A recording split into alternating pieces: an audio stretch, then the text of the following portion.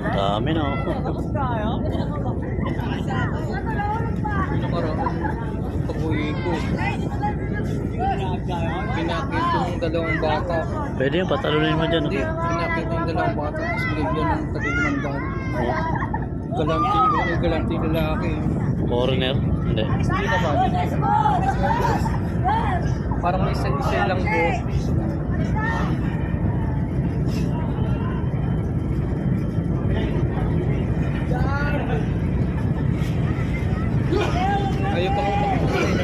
Ayaw pa makita ng mga bata eh. Akala nila niloloko lang.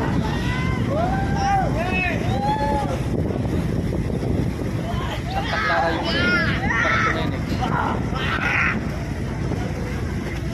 Dami.